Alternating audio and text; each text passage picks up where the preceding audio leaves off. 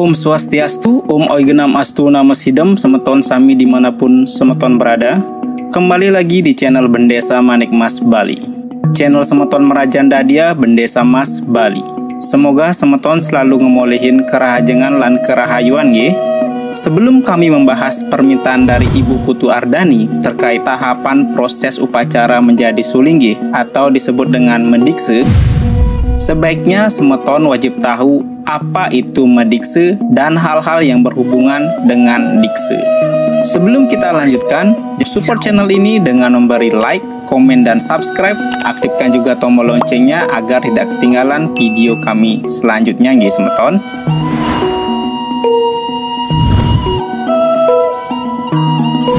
Seperti yang sudah sempat kami bahas pada video sebelumnya, yakni tentang bagaimana cara menjadi sulinggi, yang mana semeton dapat menontonnya dengan mengklik linknya pojok kanan atas video. Nah, ada beberapa hal menarik yang wajib semeton pahami di dalam prosesi medikse nantinya. Apa itu medikse? Medikse atau madiksa atau sering disebut padiksan berasal dari bahasa Sanskerta, yaitu terdiri dari dua kata, yakni di dan sa. Kata di diambil dari kata diwyanyana yang memiliki arti sinar ilmu pengetahuan dari Tuhan. Sedangkan kata sa diambil dari kata saya atau saya yang memiliki arti lenyap atau hilang. Jadi, diksa itu adalah proses inisiasi untuk dapat menerima sinar suci ilmu pengetahuan dari Ida Sang Hyang Widiwasa, yang berfungsi untuk melenyapkan kegelapan atau kebodohan pikiran agar mencapai kesempurnaan. Dalam kutipan Lontar Brahmana Purana menyebutkan, Dise rakua ngaraning berate muang tape. Artinya, diksa adalah melakukan perbuatan suci dan mengendalikan indria atau nafsu. Diksa ini juga sering disebut dengan kata lain seperti mapodgale, mabersih, masuci, maduwijati, dan malinggih. Prosesi upacara mediksa ini merupakan bagian dari upacara resiannya, salah satu dari pancayannya yang mencakup seluruh kegiatan upacara persembahan yang tulus ikhlas kepada Ida Sang Hyang Widiwasa oleh seluruh umat Hindu Bali tanpa mengenal usia, gender, dan status sosial. Dalam kutipan Lontar Agastya Parwa menyebutkan tentang rincian pancayannya, yang mana salah satu diantaranya yakni resiannya merupakan upacara penghormatan kepada para pendeta yang mengetahui hakikat hidup menjelma sebagai manusia untuk menerima wahyu dari Ida Sang Hyang Widiwasa, kemudian menyebarkan, mengamalkan ajaran Dharma, dan sebagai penuntun umat Hindu.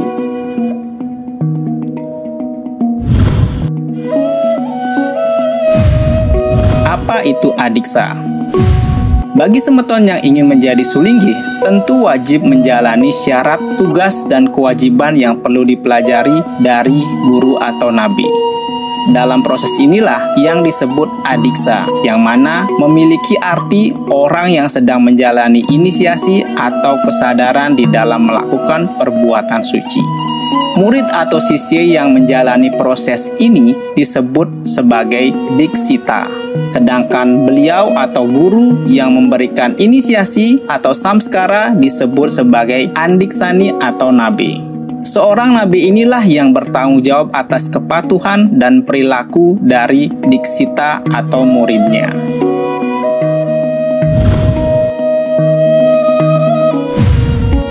Kenapa sulinggi tidak kena cuntaka? Di dalam prosesi diksita atau calon sulinggi diajarkan untuk selalu menjaga kesuciannya. Diksita yang sudah melakukan prosesi upacara mediksa berkewajiban agar setiap harinya menyucikan diri dengan melakukan puja parikrama atau surya sewana. Mengenai waktunya dapat dilakukan saat pagi, siang, dan sore hari. Maka dari itulah sang pandiksa atau sulinggi tidak kena cuntaka dan juga tidak mencuntakai. Dalam kata lain, Sulinggi ini sudah menjadi wakil Ida Sang Hyang Widi di dunia yang nampak oleh umat Hindu dan merupakan perwujudan dewa di dunia. Seperti dikutip pada Lontar Eka Pratama dan Lontar Taittiriya Upanishad.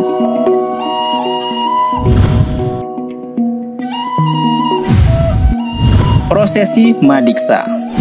Jadi, jika kita simpulkan bahwa Madiksa memiliki tujuan untuk menyucikan diri secara lahir maupun batin sebagai sarana atau jalan untuk mentransfer pengetahuan ketuhanan atau disebut dengan Brahma Widya melalui media guru, nabi, atau acarya, sekaligus sebagai pembimbing moral dan spiritual.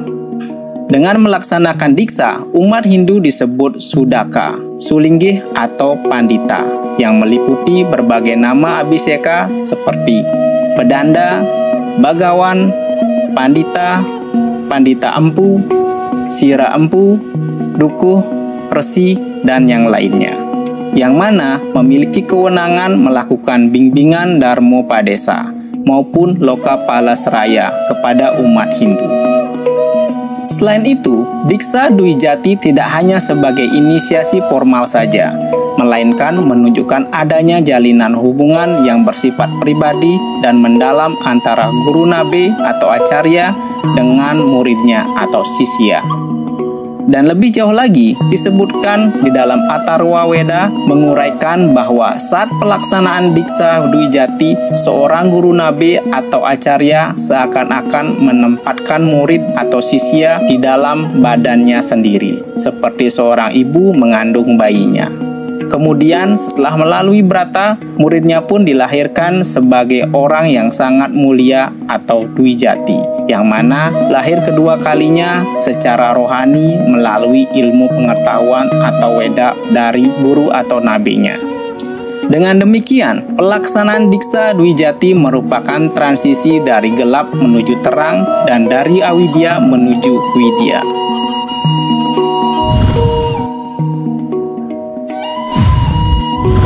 Calon Sulinggih wajib memiliki 3 nabi. Agar tidak terjadi pengingkaran terhadap sasana Dharma Ningkawikon, maka demi menegakkan Dharma berdasarkan ketentuan sastra, seseorang yang akan menjadi pandita wajib mengangkat 3 guru atau nabi, diantaranya Nabi Napak, Nabi Waktra, dan Nabi Saksi. Pertama, Nabi Napak adalah nabi yang akan langsung melahirkan Sulinggih yang didiksa dengan cara menapak sang calon diksita. Kedua, Nabi Waktra adalah nabi yang ikut memberikan pengajaran tentang pelaksanaan muput, menghafal mantra, dan lainnya. Dan yang ketiga, Nabi Saksi adalah nabi yang memberikan kesaksian bahwa sang diksita sudah pantas didiksa. Apakah semua umat wajib madiksa? Usaha penyucian diri melalui diksa sebagai salah satu perwujudan Dharma yang diamanatkan pula dalam Morspati Tattwa Sloka 25 yang merupakan kewajiban setiap umat Hindu yang dijabarkan melalui 7 pengamalan Dharma, yang diantaranya pertama sila, kedua yatnya, ketiga tapa, keempat dana, kelima pradnya, keenam diksa, dan ketujuh yoga. Melalui pelaksanaan diksa inilah seseorang menjadi Brahmana. Bila saat masih hidup melaksanakan diksa, maka akan menjadi Sulinggih atau Pandita. Nah, inilah yang menyebutkan bahwa semua umat Hindu wajib melakukan madiksa. Namun, jika ada umat yang belum sempat mendiksa saat masih hidup, apabila sudah meninggal juga akan ada proses padiksaan di dalam pitrayatnya atau pengabenannya. Yaitu sebelum ngaben akan ada proses ngaskara atau sinangaskara yang mana merupakan proses inisiasi roh yang artinya sama dengan proses diksa itu sendiri. Sedangkan yang memiliki wewenang untuk ngaskara adalah hanyalah beliau yang sebelumnya sudah melaksanakan diksa Dwi Jati, yaitu Sulinggih atau Pandita. Dalam kitab suci Yajurveda 25 diuraikan tentang diksa yang berbunyi, dengan melaksanakan brata, seseorang memperoleh diksa. Dengan melakukan diksa, seseorang memperoleh daksina. Dengan daksina inilah seseorang melaksanakan serada. Dan dengan serada, seseorang akan memperoleh satya. Jadi, melakukan brata atau suatu janji diri untuk melaksanakan semua pantangan keagamaan, seseorang akan memperoleh diksa atau kesucian. Dengan melakukan diksa, seseorang akan memperoleh daksina atau pendapatan yang suci karena didapatkan dari perbuatan suci dan terhormat. Kemudian dengan daksina, seseorang akan melaksanakan serada yang artinya keyakinan atau keikhlasan untuk mengabdi kepada Ida Sang Hyang Widiwasa. Dan dengan serada, seseorang memperoleh satya, yaitu kebenaran yang tertinggi.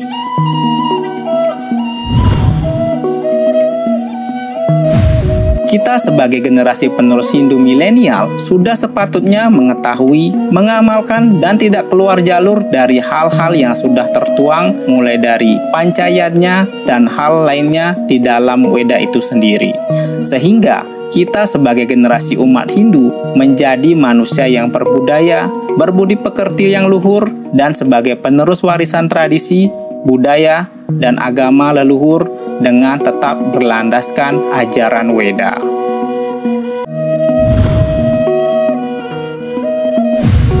Aingge semeton, itulah pembahasan yang sangat menarik pada konten kali ini tentang apa itu madiksa dan hal-hal yang lain berhubungan dengan diksa. Ikuti terus channel Bendesa Manikmas dengan like video ini, komen untuk memberikan kritik dan saran, serta dibantu subscribe bagi yang belum subscribe. Aktifkan juga tombol loncengnya untuk tidak ketinggalan video kami berikutnya. Semeton juga dapat berdonasi agar channel ini dapat terus berkembang. Untuk link donasinya berada pada kolom deskripsi atau semeton dapat klik di pojok kanan atas nggih. Terima kasih kami ucapkan untuk para donatur channel Bendesa Manikmas Bali di bulan ini, yakni Bapak Gede Hardi, saking Jembrana, Bapak Nyoman Giri Prasta, Bupati Badung, Bapak Arimbawa, saking Buleleng, Gektika, saking Karangasem, Bapak Jero Malindra, saking Buleleng, Ibu Ratnasari, saking Denpasar. Bagi yang sudah subscribe dan berdonasi, kami ucapkan terima kasih banyak atas dukungan semeton, sehingga kami dapat lebih baik lagi di dalam menyajikan konten seputar edukasi dan inspirasi Bendesa Manikmas Bali. Suksema, Om Santi, Santi, Santi, Om.